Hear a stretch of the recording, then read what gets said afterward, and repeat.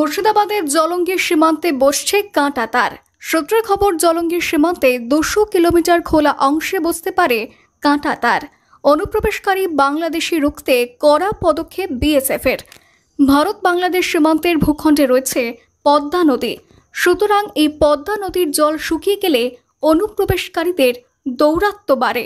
মূলত সেই কারণেই কাঁটা তার বসানোর সিদ্ধান্ত নিল ভারত সরকার। যদিও কৃষকদের অভিযোগ, কৃষকদের জমির প্রায় কয়েক কিলোমিটার ওপরে বসছে এই কাঁটা তার। কেননা মাঝে মধ্যে দেখা যায় বাংলাদেশিরা ভারতীয় কৃষকদের ফসল কেটে নিয়ে উধাও হয়। তা নিয়ে বিএসএফ জওয়ানরা আশ্বস্ত করেছে এলাকার কৃষকদের।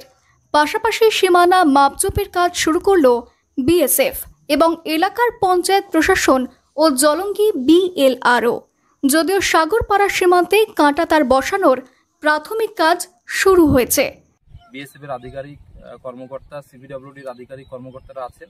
এখানে মাপযোগ চলছে এবং এই মাপযোগের পরে যে রাস্তাটা গ্রামের মানুষ, এলাকাবাসী এবং আমরা বলছিলাম যে গ্রাম পঞ্চায়েতের রাস্তা, সেটি গ্রাম পঞ্চায়েতের রাস্তা হিসেবেই চিহ্নিত হলো এবং সিদ্ধান্ত হলো সিপিডব্লিউডির যে জায়গা এখানে মার্কিং হলো, সেই সিপিডব্লিউডির জায়গা দিয়ে, সেন্ট্রাল গভর্নমেন্টের জায়গা দিয়ে আগামী দিনে ঢালাই রাস্তা এবং কাঁটাতার নির্মাণ হবে। জানা গিয়েছে জলঙ্গির সীমান্ত এই কাঁটাতার দিয়ে ঘেরার কাজ শুরু করা হয়েছে। যদিও 0 পয়েন্ট থেকে 3 থেকে 4 কিলোমিটার ওপরে কাঁটা তার হওয়াতে অনেক সমস্যার সম্মুখীন হতে হবে কৃষকদের বলেই দাবি স্থানীয় কৃষকদের। অন্যদিকে কাঁটা তার হওয়ায় কৃষি কাজ নিয়ে সমস্যা হলেও সুরক্ষিত থাকবে বাংলাদেশের আক্রমণের হাত থেকে। পঞ্চায়েত রাস্তা, সেই পঞ্চায়েত রাস্তাটা বিএসএফ দখল করে নিয়ে বলছিল আমাদের রাস্তা এটা, আমরা সেই রাস্তাতে আমরা রাস্তা তৈরি করব। আমরা সেইখানে গ্রামের লোক এসে সেখানে বাধা দেওয়ার পর এবং প্রধান এবং আমাদের সভাপতি মাসুম আলী আহমেদ, প্রধান রকিবুল ইসলাম রকি, সে বাধা দেওয়ার পর আমাদের সেই রাস্তাটা এখন আমাদের পঞ্চায়েতের বহাল থাকলো এবং যেটা বিএসএফের রাস্তা সেটা বিএসএফের রাস্তা। প্রসঙ্গত, ভারত বাংলাদেশ সীমান্তকে কয়েকটি ভাগে ভাগ করে নিয়েছে বিএসএফ। এর মধ্যে পশ্চিমবঙ্গে রয়েছে উত্তরবঙ্গ ফ্রন্টিয়ার, দক্ষিণবঙ্গ ফ্রন্টিয়ার এবং গুয়াহাটি ফ্রন্টিয়ার। মুর্শিদাবাদ পরে দক্ষিণবঙ্গ ফ্রন্টিয়ারের মধ্যে।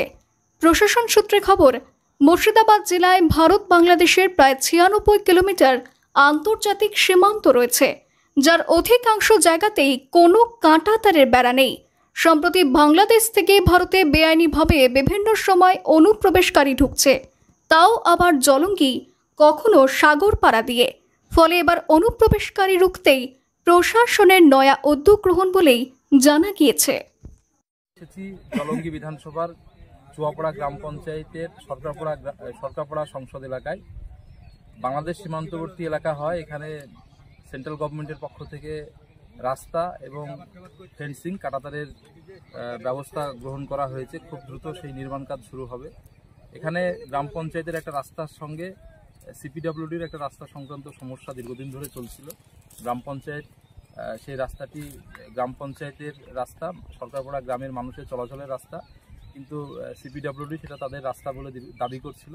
আজকে সরকারের পক্ষ থেকে আমাদের মাননীয় বিএলআর সাহেব উপস্থিত রয়েছেন, গ্রামের সর্বস্তরের সাধারণ মানুষ, কৃষকরা রয়েছেন।